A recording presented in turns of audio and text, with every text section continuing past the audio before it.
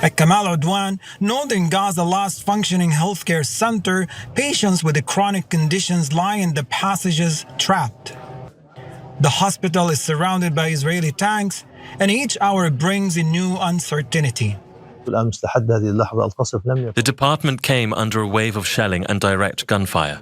Both the gynecology and maternity departments were directly impacted. As we speak, shelling on the hospital has not stopped. Loud explosions persist and shrapnel is flying around, causing panic among our patients. Israeli forces have allegedly launched an attack on the last functioning hospital in northern Gaza, putting 400 civilians, medical workers, and patients at risk. The maternity ward and neonatal wing of Kamal Adwan Hospital in Beit Lahia were reportedly targeted. It's not clear if there have been any fatalities, though multiple people were allegedly wounded. Hospital director Hussam Abu Safia said on Saturday night that the facility was being hit by shelling, sniper fire, and drones. Here's some more from him. طبعا اليوم 22/12/2024 نتحدث من وسط قسم العناية الذي تم استهدافه أمس بالقذائف وطبعا بطلقات كانت مباشرة. تم استهداف أيضا قسم النساء والولادة وقسم حديث الولادة. طبعا مستشفى كمال عدوان منذ الأمس لحد هذه اللحظة القصف لم يتوقف، نوعا ما تراجع عن المستشفى، ولكن الآن بدأ عاد منذ الصباح باستهداف ساحات المستشفى وباستهداف محيط المستشفى. القصف لم يتوقف لحد هذه اللحظة. طبعا القصف محيط المستشفى يعني شظايا تتناثر على مستشفى كمال عدوان وتحدث أصوات مرعبة جدا للموجودين في داخل مستشفى كمال عدوان.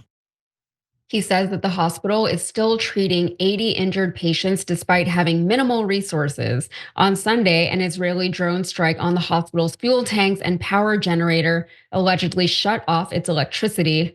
And the IDF has reportedly demanded that the entire hospital be evacuated, a nearly impossible request, as hospital staff say that there aren't enough ambulances to evacuate safely. On top of that, people are afraid to leave because of all of the nonstop firing. Abu Safia says that we currently have nearly 400 civilians inside the hospital, including babies in the neonatal unit, whose lives depend on oxygen and incubators. We cannot evacuate these patients safely without assistance, equipment, and time.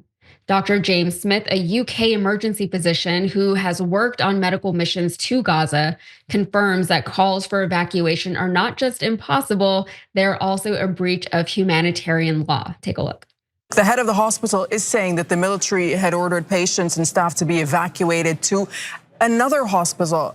Is that even possible at this point? No, it's absolutely not possible. There are about 90 to 100 patients still in the hospital, including babies in incubators. There are about 400 civilians and 150 healthcare workers in the hospital. The surrounding area is incredibly dangerous. In the last 24 hours, continued bombardment, sniper fire into the hospital itself, into the maternity ward. There are patients currently sheltering in the corridors. It's impossible for the patients to move. It's also a breach of international law to try and press those patients to move. Hospitals are protected spaces, so are civilians, patients, and healthcare workers. So the IDF seems to be denying that they have attacked the hospital. In response to a question about the reports, a spokesperson for the IDF said early on Sunday that no strikes are known to have occurred in Kamal Adwan tonight. In a separate update, the IDF said that it was operating in Beit Lahia. An IDF spokesperson also said that Israeli forces had not given any evacuation warnings to the hospital this weekend. If the reports are accurate, this would be an absolute disaster for the people in the northern part of the Strip. Abu Safia said that if Kamal Adwan Hospital is decommissioned, there will be no way of preserving conditions of life to the remaining 75,000 plus civilians in North Gaza. Those civilians were already barely hanging on, by the way. On Friday, a UNICEF spokesperson said children in northern Gaza have been largely unable to receive humanitarian assistance for over 10 weeks. And unfortunately, the IDF is hitting much more than just Kamal Adwan Hospital. Israeli airstrikes on the Gaza Strip overnight killed at least 20 people, Palestinian medics said on Monday. One of the strikes killed 8 people, including 2 kids, in a tent camp in the Mawasi area, which Israel designated a humanitarian safe zone, but has repeatedly targeted. The IDF said late Sunday that it was targeting a Hamas militant in the humanitarian zone. Sure. Cenk, during the election, neither Trump nor Harris instilled confidence that they would stop funding or arming Israel, even that they would even take the very small step of denouncing the actions of the Israeli government. We know that Trump likes to be perceived as an anti-war president who can end very complicated and decade-long conflicts overnight. Do you think that might be a little bit hopeful, because this is such a hopeless situation just overall? We keep reporting on all these things that are happening. This was all deemed to be an actual genocide. And even though that's just a title, maybe it's semantics, it is important that happened. Do you think that, Trump might take some steps in the direction of ending this conflict, if only for the sake of his own ego? And if so, what would that actually mean for the people of Gaza? Because we know that Trump loves his beachfront property and he doesn't really see anything wrong with Israel's occupation of Palestine. Yeah, no, in the short term, I don't think there's any hope at all under Biden or Trump. We can get to the long term, and there is one scenario where Trump could turn on Israel, and that would be very hopeful. We'll get to that in a second. Just first on this stuff, why are they bombing hospitals? And remember that early on in the war, there was a bomb that we thought was Israel's, but it was probably an errant bomb from another terrorist group inside Gaza, and then all the Israelis went wild, like all the supporters of Israel. Oh my God, it's all wrong, it's all wrong. Well, what difference did it make? You then bombed dozens of other hospitals, and you've now destroyed almost all the hospitals and all the universities and all the schools and nearly all the buildings in northern Gaza. You know why they're doing that? It's not because they're concerned about terrorists. All the leaders of Hamas are dead. No, this is ethnic cleansing 101. There's absolutely no question about it. They're slaughtering civilians in mass. They're doing it on purpose. It's the definition of terrorism as well. Netanyahu is one of the worst terrorists of my lifetime. Guys, look, we've gotten used to it. Don't get used to it. You see the craters of those bombs, and you see the ambulance destroyed, etc. That picture is all of northern Gaza, let alone southern Gaza, also devastated. But mainly they're trying to destroy literally everything in northern Gaza so they can say, oh, well, there's nothing left. And they're trying to either murder whoever remains in Gaza or kill enough of them that they drive them into southern Gaza or maybe into another Arab country so they can say, oh, look, we're a people without a land, and here's a land without people because we killed them all. Ha, ha, ha, ha, ha. Okay, so this is disgusting terrorism. I can't stand it. I can't stand it. And we're all funding it. Every single bomb you see there is funded by the United States of America. We helped murder those people. So now, I just want you to imagine one bomb like that falling in a hospital in Cleveland or Little Rock or St. Paul or a suburb outside of New York. What would America do? We'd lose our minds. We'd go attack the living crap out of that country. We'd do untold damage. We'd probably attack a country that didn't even attack us, that was nearby, right? And when Israel gets hit, they're right to be outraged. I hate terrorism of all sorts. I hate violence of all sorts. And then they say we have a right to kill everybody in Gaza while we're looking for terrorists, right? Okay, well, do the Palestinians have the same right? Because they didn't suffer one of those bombs. Israel has now dropped literally hundreds of thousands of bombs. So do the Palestinians then have the right to go back and kill all the Israelis? Because that's Israeli logic. Israeli logic is, I don't care. I thought there might have been a militant there, so I murdered everyone in the area by dropping a bomb on them, by murdering everyone that bomb hits. You don't have that right. That's not a right that exists. That is disgusting ethnic cleansing, genocide, and terrorism, and that is exactly what the Israeli government is doing, and they're making all of us pay for it because of the corruption in America. All those sellout, both Republicans and Democrats that took all that AIPAC money, stuffed it in their pockets, and said, go ahead, murder Palestinians at will. In fact, when your murdering terrorist leader comes here, we'll give him a standing ovation, because that's how deeply corrupt the United States government is. I'm never gonna lose my outrage over it, never, okay? So now, how about the pro-life people? Right-wingers, y'all, pro-life, pro-life. Over 15,000 children murdered in Gaza. And hey, no, they didn't kill them with their hands. They didn't knife them or shoot them, although they literally shot a lot of them. In fact, over 100 American doctors came back and said there was a stunning number of headshots of children under the age of 5. Snipers shooting children from hundreds of yards away with a headshot or a chest shot to murder them on purpose. No, I know, when Israel does it, it's not on purpose. Oh, look at the sniper hit another 200 kids in the head. Oh, what a wild coincidence. They were looking for militants who were 4 years old? No. So pro-lifers in America, all of them liars. They never meant, we want to protect babies. Because when it's Palestinian babies, they're like, send them more money. Send them money to kill more Palestinian babies. Come on, pro-life, where are you? Prove me wrong, prove me wrong. I haven't seen one pro-life person, let alone leader, say, oh my God, will you please stop the literal slaughter of these poor children? Nope. Beloved Israel can do anything. Now with Trump, look, why did I fight so hard against Trump before the election?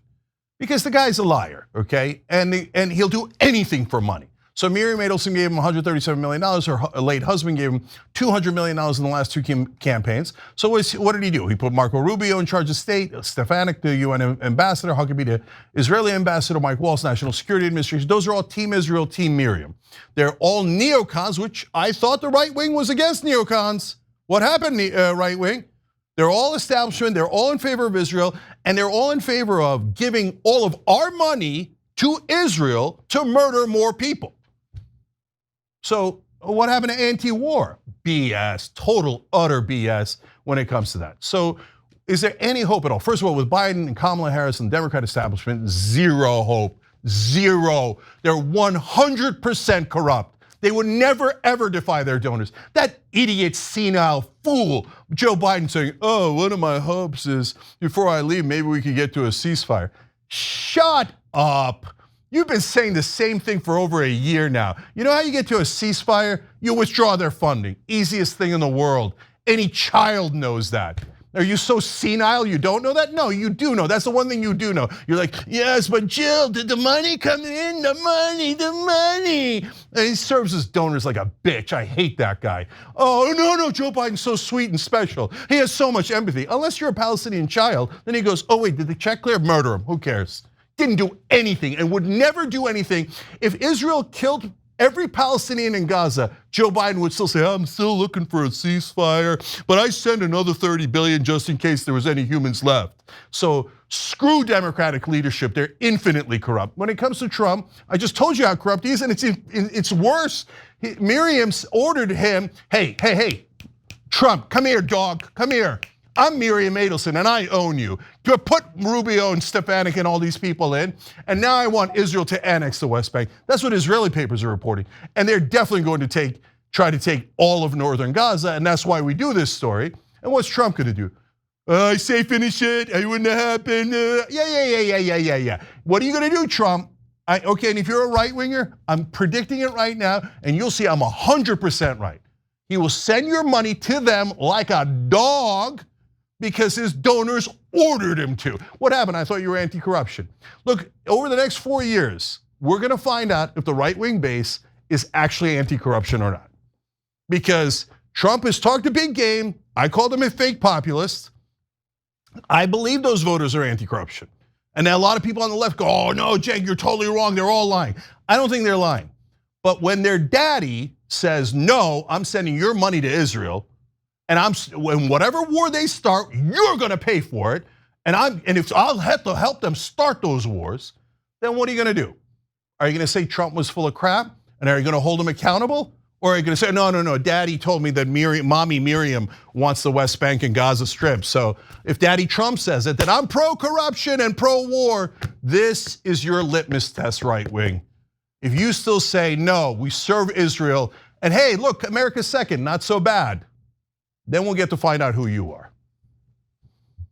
Yeah, I know we have to go to break soon, but I just want to point out, I love that you pointed out how devastating it would be for just one of these bombs to fall on a building here in the United States. We are so insulated and protected and spoiled over here that all of these things are happening overseas in our name with our tax dollars, and we're just so removed from it all.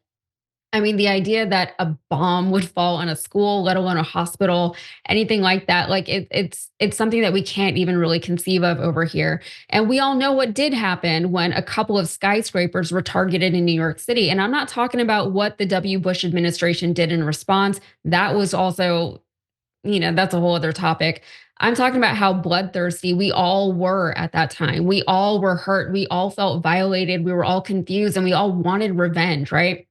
The American government had to respond because there was no way that we could even conceive of a reality where the American government just said, you bombed our buildings, you ran a plane into our buildings, and we're not going to retaliate in any kind of way. And that was for one incident. That was for something that happened on one day.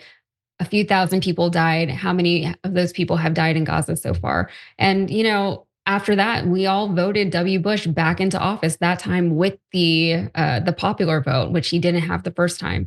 So it's a very human thing to want to get back at the people who did something wrong to you, who hurt you. And the people of Gaza, they have zero defenses right now. It's very sad. So yeah, and look, last thing. What I can't stand is after Israel has slaughtered and slaughtered and slaughtered, we're past 46,000 now, we're past 26,000 women and children slaughtered. The Palestinians are the terrorists. The Muslims are the violent ones. Oh, the Israelis, they're so moral.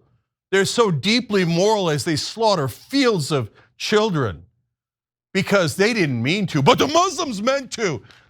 They're throwing rocks at us. Get the hell out of here with your giant military. Goliath is crushing David with our money. It's one of the sickest things I've ever seen. It's a slow motion genocide. And we're all just sitting here, both Democrats and Republicans going, oh, well, our politicians are bought, so that's totally okay. Well, if Israel bought them, I guess there's nothing we could do.